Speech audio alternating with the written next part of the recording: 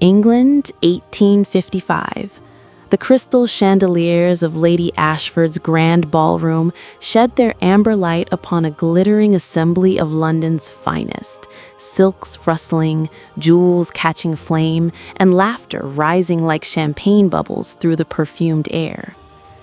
Yet at the room's far edge, half hidden by the velvet drapes framing the terrace doors, stood Miss Isabella Hartwell, her 40 years worn not as defeat, but as quiet armor, her gaze steady as she watched the parade of youth and ambition sweep past her like a river that had long since changed its course.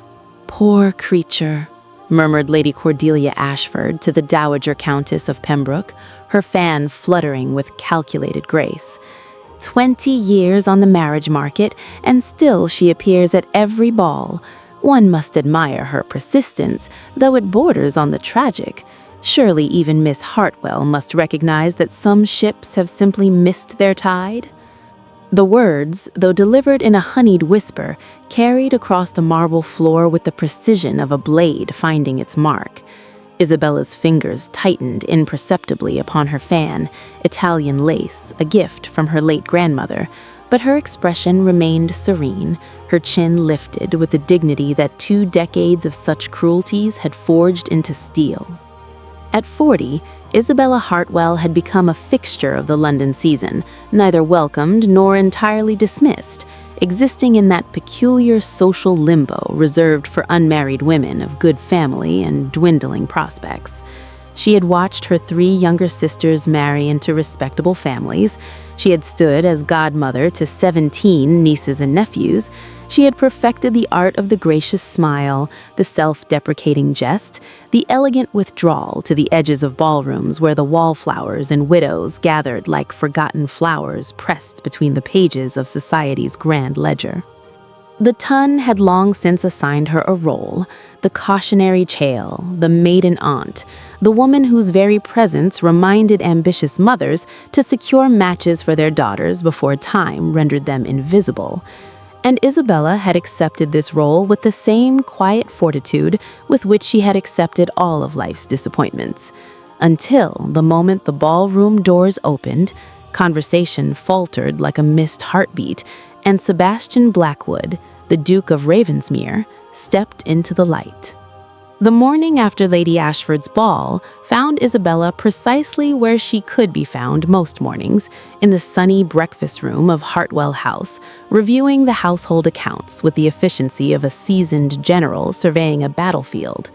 Her father's estate was modest by aristocratic standards, its finances requiring the sort of careful stewardship that her mother's romantic temperament and her father's scholarly distraction rendered impossible. "The butcher's invoice has increased again," she murmured, her pen moving across the ledger with practiced precision. "I shall have to speak with Mrs. Dawson about seeking alternate suppliers." Her mother, the former Miss Arabella Thornton, floated into the room with the vague, distracted air of a woman whose beauty had once excused all practical shortcomings. "Oh, Isabella, surely such matters can wait. I've just received the most delightful invitation to the Marquessess of Windermere's garden party next week. We must determine what you shall wear." "I shall wear my dove-gray walking dress as I always do. It is appropriate for a woman of my years and station." "Your years?" her mother sighed, settling into her chair with a rustle of morning silks. "You speak as though you were ancient, darling, when you are merely—" "40, Mama. I am 40 years old, unmarried, and unlikely to receive any invitation more exciting than tea with the vicar's elderly sister. These are facts, not tragedies, and I have made my peace with them." But peace, Isabella knew, was not the same as contentment. It was merely the absence of active warfare. The rest of her day unfolded with the predictable rhythm of a life carefully constructed to appear useful rather than pitiful. She accompanied her mother on morning calls, sitting in drawing rooms where younger women discussed their children's accomplishments, while Isabella offered congratulations with genuine warmth and private resignation. She oversaw the mending of linens, consulted with cook about the week's menus, and wrote letters to her married sisters. cheerful missives that never quite mentioned her own unchanging circumstances. It was only in the late afternoon, when the household settled into its pre-dinner lull, that Isabella claimed her true sanctuary.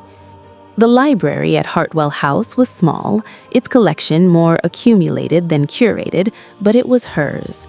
Here, surrounded by volumes of philosophy, poetry, and natural science, she could shed the careful mask of pleasant spinster and become simply herself. She had just settled in her favorite chair with a copy of Wordsworth when her younger sister Beatrice's latest letter caught her eye from the side table. She opened it reluctantly, knowing what she would find: breathless descriptions of baby Edward's first tooth, of her husband's recent promotion, of the new curtains for the morning room. And there, in the postscript, the question that never failed to arrive. "Dearest Bella, I do hope you are not too lonely. Perhaps you might consider accepting Cousin Margaret's invitation to serve as governess to her daughters. It would give you purpose." Purpose.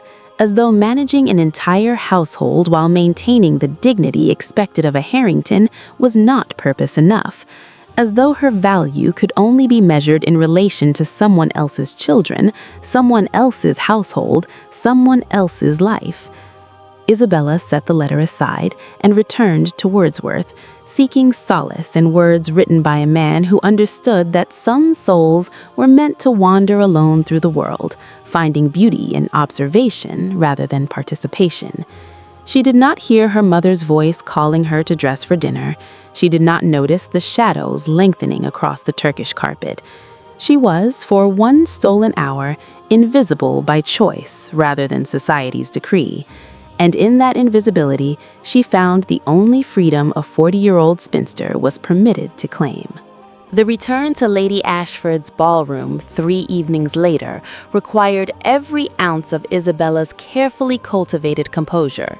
She had convinced herself that the Duke of Ravensmere's entrance at the previous ball had been mere coincidence, that his dark gaze sweeping across the assembled guests had not, in fact, lingered upon her for one unsettling moment before he had departed without dancing.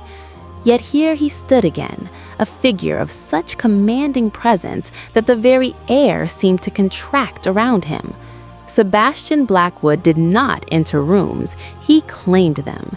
His evening dress was impeccable but severe, lacking the colorful waistcoats and elaborate cravats favored by other gentlemen. Everything about him spoke of restraint, control, and barely concealed danger. Isabella positioned herself near the refreshment table, a strategic location that allowed her to observe without expectation of participation.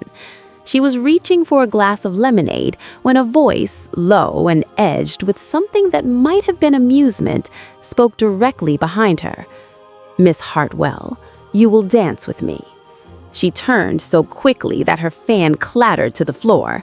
The Duke of Ravensmere stood before her, his hand extended, his expression unreadable save for the slight quirk at the corner of his mouth that suggested he had anticipated her shock. "Your Grace, she faltered, acutely aware that every eye in the ballroom had fixed upon them. "Surely there are more suitable partners." "I did not ask for suitability. I asked for you." He retrieved her fallen fan with surprising grace and placed it deliberately in her hand before reclaiming her other hand for himself. "Unless you mean to refuse a duke's request, that would be memorable." Before she could formulate a response that would not make her sound either terrified or absurd, he had guided her onto the dance floor. The orchestra, after a moment of visible confusion, struck up a waltz. His hand settled at her waist with confident familiarity, as though he had held her thus 1,000 times before. They began to move, and Isabella discovered that the Iron Duke was a far more accomplished dancer than his fearsome reputation would suggest. "You read Schopenhauer," he said without preamble, his voice pitched low enough that only she could hear. Isabella nearly missed a step. "I beg your pardon?" "Last month, at Lady Pemberton's musical, you were seated in the corner with a volume concealed within a book of watercolor prints. I recognized the dimensions, the world as will and representation, a bold choice for a drawing-room entertainment." Heat flooded her cheeks, though whether from embarrassment at being caught or astonishment at being noticed, she could not say. "You are mistaken, Your Grace. I would never." "No, I suspect you would not, which makes you a rarity in rooms such as these." His gaze held hers with an intensity that made the glittering ballroom fade to insignificance. "Tell me, Miss Hartwell, did you find his arguments on suffering persuasive, or do you subscribe to a more optimistic philosophy?" She struggled to comprehend that this conversation was actually occurring. "I found his nihilism overwrought, though his observations on the nature of desire contained uncomfortable truths." Uncomfortable truths are the only ones worth examining. They completed a turn, and Isabella caught a glimpse of Lady Cordelia Ashford's scandalized expression, of her mother's hand pressed to her throat, of a dozen fans fluttering like trapped birds. "Why me?" The question escaped before discretion could prevent it. "Why are you doing this?" Sebastian Blackwood's expression shifted, revealing something that might have been satisfaction. "Because I have spent 15 years watching fools marry fools, Miss Hartwell. You are no fool, and I have grown weary of pretending that youth and beauty are adequate substitutes for intelligence and courage." The waltz ended. He bowed with perfect formality, released her hand, and walked away without another word, leaving Isabella standing alone in the center of the ballroom, while 300 members of the ton erupted into speculation. The morning after the waltz, Hartwell House became a battlefield of anxious speculation. Isabella had scarcely finished her breakfast when her mother burst into the dining room, still in her dressing gown, clutching a hastily scrawled note from her dearest friend, Lady Pemberton. "Isabella, Lady Pemberton writes that the Duke of Ravensmere was seen departing White's Club yesterday evening after some manner of heated discussion with Lord Ashford. She says, oh heavens, she says there may have been a wager involved, a wager concerning you." Isabella set down her teacup with deliberate calm, though her hand trembled slightly. "Mamma, Lady Pemberton thrives on speculation. I am certain—" "But what if it is true?" Her mother sank into a chair, her face pale beneath its morning rouge. "What if he danced with you as some cruel jest? Or worse, what if he is sincere? A duke, Isabella. After all these years, a duke shows interest, and I cannot determine whether I should be planning your trousseau or preparing for the most humiliating scandal of the season." The question hung between them like smoke from a spent candle, hope and dread so thoroughly entangled that neither could be distinguished from the other. By afternoon, the rumors had multiplied with the virulent efficiency through a plague through a medieval city. Isabella learned of them in fragments, each more fantastical than the last. The Duke had gone mad from too many years of isolation at Ravensmere Hall. He was punishing someone by courting their enemy. He had accepted a wager worth £10,000 to make the season's most unmarriageable woman believe herself desired. He was conducting some manner of cruel social experiment to prove the desperation of aging spinsters. The summons to tea at Lady Cordelia Ashford's townhouse arrived on thick cream stationery, its politeness barely concealing its command. Isabella considered refusing, but cowardice had never been among her faults, however many others society had assigned her. Lady Cordelia received her in a drawing room decorated with the aggressive taste of new money attempting to disguise itself as old. She did not rise when Isabella entered, nor did she offer tea. "Miss Hartwell, how good of you to come." The words dripped with false solicitude. "I felt it my Christian duty to speak with you privately, as one woman to another." Isabella remained standing, her reticule clutched before her like a small shield. "Your concern is noted, Lady Cordelia. The Duke of Ravensmere is not a man who acts without calculation." Lady Cordelia leaned forward, her eyes glittering with malicious certainty. "In 15 years, he has rejected every eligible woman in England, women of youth, beauty, and impeccable lineage. And yet now, suddenly, he singles out a woman of 40 years, a woman who has been Overlooked by society for 2 decades? Does that not strike you as peculiar? Perhaps His Grace values qualities beyond youth and beauty. Or perhaps, Lady Cordelia's voice dropped to a venomous whisper, he is playing with you, Miss Hartwell. Men of his position do not marry women of your circumstances. They amuse themselves with such women when bored, then discard them when the entertainment palls. I have seen it before. The Duke is making you an object of speculation, and when he inevitably withdraws his attention, you will be left with nothing more than intensified ridicule. Isabella felt the words land like physical blows, each finding the vulnerable places in her armor where doubt already festered. Yet she forced her spine straight, her voice steady. I thank you for your concern, Lady Cordelia, but I am 40 years old, not 16. I am well acquainted with disappointment and quite capable of managing my own expectations. She departed before the tears burning behind her eyes could betray her, stepping into the gray London afternoon with Lady Cordelia's laughter following like poison on the wind. The package arrived 2 days after Lady Cordelia's warning, delivered by a liveried footman bearing the Ravensmere crest. Isabella's mother hovered anxiously as she unwrapped the brown paper to reveal a leather-bound volume, its spine tooled in gold. Flora Britannica, a comprehensive study of native botanical species by Dr. Edmund Hartley, published just 3 months prior. Isabella's breath caught. She had mentioned this book once, nearly 2 years ago at Lady Pemberton's insufferable musicale, in a brief conversation with the hostess about the inadequacy of available botanical references for amateur naturalists. She had not imagined anyone was listening, least of all a duke who had been standing near the window, apparently absorbed in his own thoughts. The accompanying card bore only a single line in bold, angular script. For a mind that refuses to be decorative, R. What does it mean? Her mother asked, peering over Isabella's shoulder. What is R? The Duke's name is Sebastian. Ravensmere, Isabella murmured, running her fingers over the embossed cover. It is his title. And it meant he had been paying attention when she believed herself invisible. The invitation arrived the following week, requesting Miss Hartwell's presence at an intimate gathering at the Duke's London residence, not a ball or dinner, but a salon featuring a lecture by Professor Aldrich on recent advances in natural philosophy. The guest list, her mother learned through frantic inquiries, included 3 members of the Royal Society, a renowned female mathematician, and only 12 carefully selected attendees.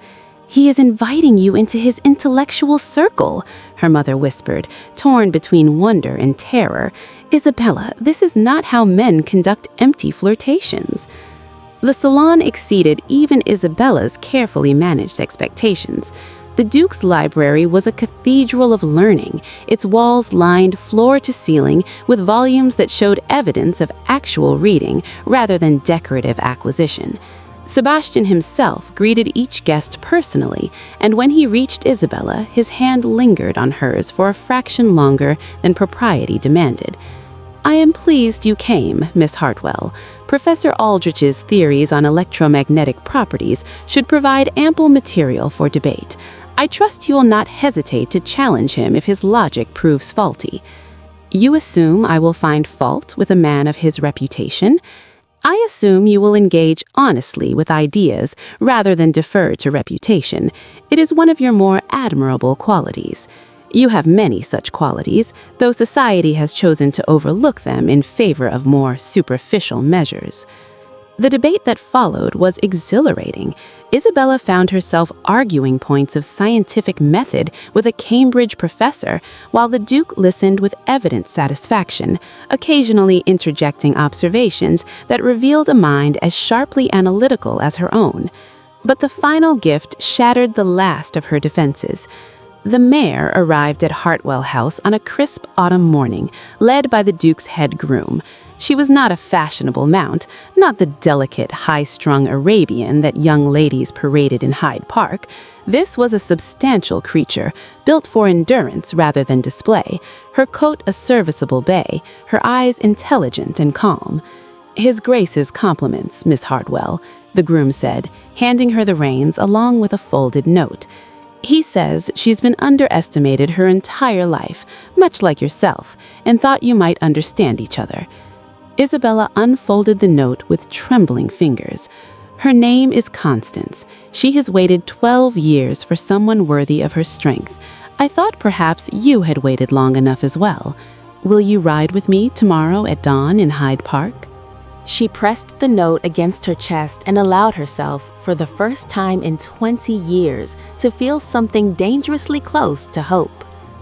The morning rides in Hyde Park had become ritual over the course of 3 weeks, dawn meetings when London still slumbered, and propriety could be observed through the presence of Sebastian's groom trailing at a discreet distance. But on this particular October morning, the Duke suggested an alternative. "Kew Gardens opens early for members of the Royal Horticultural Society," he said as Constance fell into step beside his own mount, a black gelding of similar substantial build. "I thought you might prefer botanicals to gossip this morning." They rode in companionable silence through streets still shrouded in mist, and Isabella found herself relaxing into the quiet in a way she never could at balls or salons, where every word was weighed for hidden meaning. At Kew, Sebastian dismissed the groom entirely, a breach of propriety that would have scandalized her mother, but which felt, somehow, like trust. They walked through the great glass conservatory, surrounded by exotic palms and flowering vines that transformed the English morning into something tropical and strange. It was Sebastian who broke the silence, his voice lower than usual, as though the words cost him something to speak. "I was engaged once. I was 23, foolish enough to mistake beauty for substance and attention for affection." He paused before climbing jasmine, his fingers brushing the delicate white blooms without picking them. Lady Catherine Thornfield. She was 17, lovely, and accomplished at all the things young ladies are taught to be accomplished at.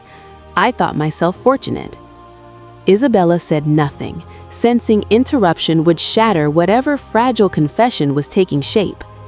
"I made the mistake of showing her my true self, not the title, not the fortune, but the man who preferred philosophy to hunting, who found London society exhausting rather than exhilarating, who sometimes spent entire days in his library and forgot to eat." His jaw tightened. She found it amusing at first, then tedious, then she used it. Used it how? She shared my confidences at drawing-room gatherings, made sport of my preferences, told her friends that the great Duke of Ravensmere was peculiar, perhaps even unstable. When I discovered her mockery, when I attempted to end the engagement with dignity, she orchestrated a scandal, claims I had compromised her reputation, demanded financial compensation from my family, and ensured that every detail of my private nature became fodder for society's entertainment. Isabella felt anger kindle in her chest, not for herself, but for the young man he had been, vulnerable and betrayed. The engagement was dissolved, eventually, at considerable cost, but I learned my lesson thoroughly. He turned to face her, his expression harder now, the Iron Duke fully present. I learned that vulnerability is weaponized by those who lack substance of their own. I learned to be feared rather than known. I cultivated coldness, crushed business rivals with no mercy, rejected every matrimonial prospect with sufficient disdain that none would dare attempt intimacy. It was safer, lonelier, but safer. "Then why?" Isabella's voice emerged barely above a whisper. "Why risk it again? Why me?" Sebastian reached out slowly, giving her time to retreat, and took her hand in his. Even through their gloves, she felt the warmth of his touch. "Because I have watched you for 3 years, Isabella, watched you endure whispers and mockery at every ball, every musical, every garden party, watched society inflict 1,000 small cruelties upon you." His thumb traced small circles against her palm. "And I have never once seen you become cruel in return. You armored yourself in dignity rather than malice. You chose grace over bitterness. And I thought, perhaps here is someone who would not weaponize tenderness. Perhaps here is someone strong enough to see beneath iron without trying to forge it into something else. The jasmine bloomed around them, sweet and achingly fragile, as Isabella allowed herself to believe. The invitation to Lord and Lady Pemberton's dinner party arrived with unusual formality, a request for both Miss Isabella Hartwell and His Grace the Duke of Ravensmere to attend what was described as an intimate gathering of particular friends. Isabella recognized it immediately for what it was, a stage upon which society expected the next act of their peculiar drama to unfold. "You need not attend," Sebastian had told her during their ride that morning. "I can make my intentions clear without subjecting you to their scrutiny." But Isabella had spent 40 years retreating to corners and allowing others to narrate her story. "I will be there," she had replied. "Whatever comes, I will face it directly." The Pemberton dining room glittered with silver and malice in equal measure. 20 guests had been assembled with surgical precision, every one of them a pillar of society's gossip network.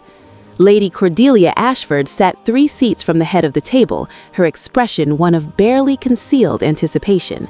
Isabella's own mother, positioned near the center, looked as though she might faint at any moment.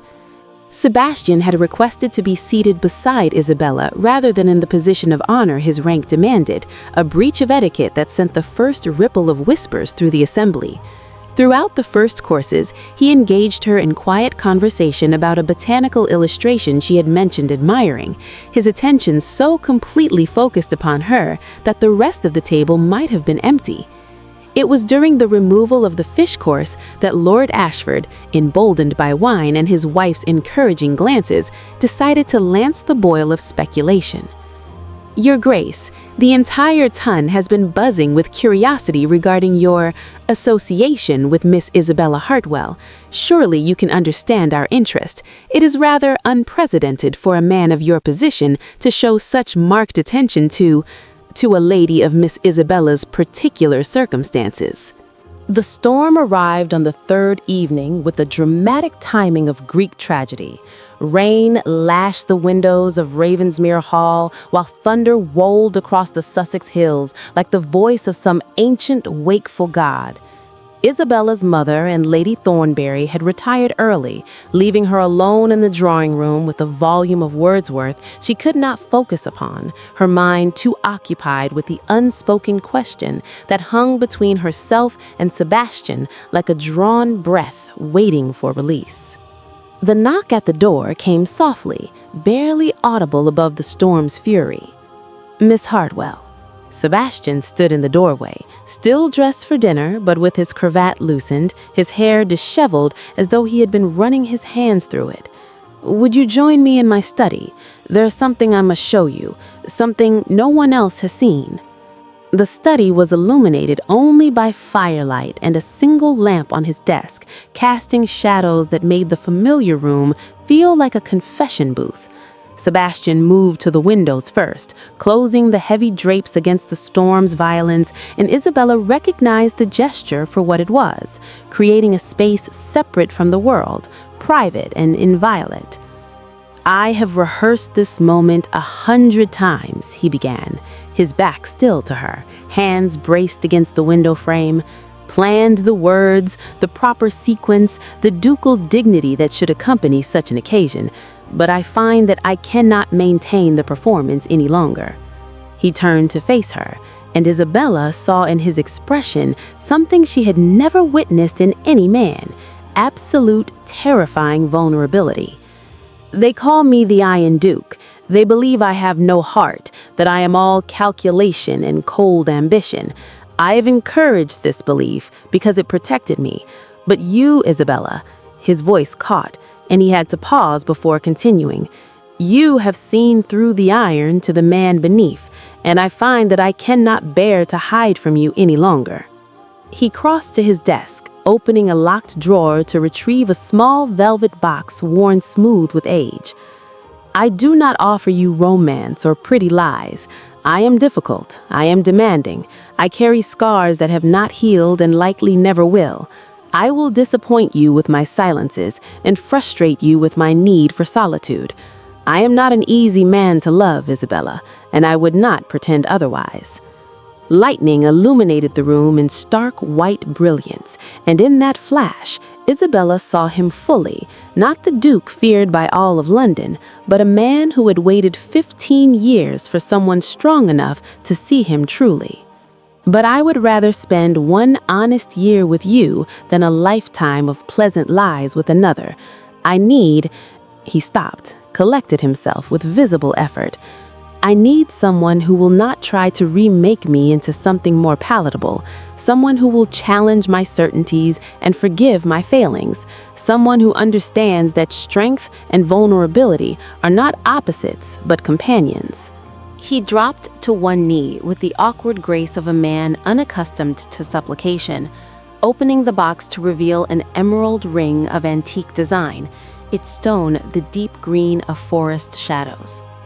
This belonged to my grandmother, the only woman in my family who married for intelligence rather than advantage.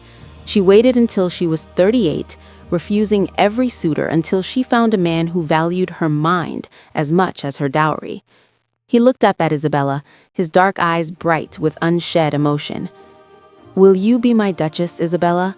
Will you stand beside the man everyone fears and see only the man who fears losing you?" Isabella sank to her knees before him, abandoning all pretense of propriety, and took his face between her hands. "I have spent 20 years being underestimated, Sebastian. Perhaps it is time I married a man who is overestimated and prove them all wrong together." His kiss tasted of relief and promise, of storms weathered and storms yet to come, and when he slipped his grandmother's ring onto her finger, Isabella felt the weight of it not as burden, but as benediction. The wedding at St. Margaret's Church occurred on a cold December morning, attended by a congregation torn between genuine curiosity and reluctant obligation. Isabella wore ivory silk rather than virginal white, a concession to her age that she made without apology, and carried winter roses from Sebastian's own gardens. Her father wept openly as he led her down the aisle, though whether from joy or relief she could not determine. Sebastian stood at the altar with the same commanding presence he brought to every room, but when Isabella reached his side, she saw his hands tremble slightly as he took hers. The vicar's words washed over them like distant music, but it was Sebastian's vows, unscripted, spoken in a voice pitched for her ears alone, that she would remember. "You are my fortress and my peace. All that I am, I place in your keeping." The wedding breakfast at Ravensmere House was brief, the guests departing earlier than custom dictated, deterred perhaps by the Duke's evident impatience to be alone with his bride. When the last carriage finally rolled away, Sebastian led Isabella not to the formal Duchess's chambers, but to his study, where a fire had been laid and 2 glasses of wine waited on his desk. "I thought we might begin our marriage as we intend to continue it," he said, gesturing to the twin armchairs positioned before the hearth, "with honesty and conversation before all other considerations." They talked until the fire burned low, about books and philosophy, about the changes they would make to the London house, about Isabella's desire to establish a lending library for women who lacked access to education. It was only when the clock struck midnight that Sebastian rose, offering his hand with a question in his eyes that required no words. Their joining was not the hurried, furtive coupling Isabella's married sisters had described in embarrassed whispers, but rather a slow discovery of mutual vulnerability and strength. Sebastian approached her with the same careful attention he brought to everything he valued, and Isabella found that 40 years of waiting had not diminished her capacity for passion, but rather deepened it into something more profound than mere physical pleasure. The months that followed established a rhythm unlike any marriage Isabella had witnessed. They were partners in the truest sense, Sebastian consulting her on business matters, Isabella managing his estates with the competence she had honed running her father's household. Society, which had expected scandal or swift dissolution, watched in baffled silence as the Iron Duke and his unlikely Duchess became inseparable. The announcement of Isabella's pregnancy at age 41 sent fresh waves of gossip through the ton, but by then neither Sebastian nor Isabella cared what society whispered. Their daughter, Catherine, arrived on an April morning, healthy and possessed of her father's dark eyes and her mother's determined chin. It was at court, nearly 2 years after their wedding, that Isabella fully understood how completely her life had transformed. She stood in the Queen's drawing room, surrounded by a circle of younger women, débutantes and new brides, who had sought her counsel on matters ranging from household management to navigating difficult mother-in-laws. Lady Cordelia Ashford watched from across the room with barely concealed resentment as Isabella dispensed advice with the quiet authority of a woman who had earned her wisdom through endurance. "Your Grace," ventured a shy girl of perhaps 19, "how did you find the courage to accept the Duke's proposal? Were you not afraid of what society would say?" Isabella smiled, catching Sebastian's eye across the crowded room. He stood in conversation with the Prime Minister, but his gaze found hers with the unerring instinct of 2 years' practice, and the corner of his mouth lifted in that private smile reserved only for her. "My dear," Isabella replied, her voice carrying the conviction of hard-won truth, "true power lies not in being chosen young, but in being chosen truly. And as for courage," she glanced back at Sebastian, who was now openly watching her with an expression of such transparent affection that several courtiers had turned to stare. "I married the most feared man in England, and discovered that fear, properly directed, can change the world." Lady Pemberton, overhearing, murmured to her companion what would become the ton's new refrain: "They feared the Duke. They should have feared his Duchess."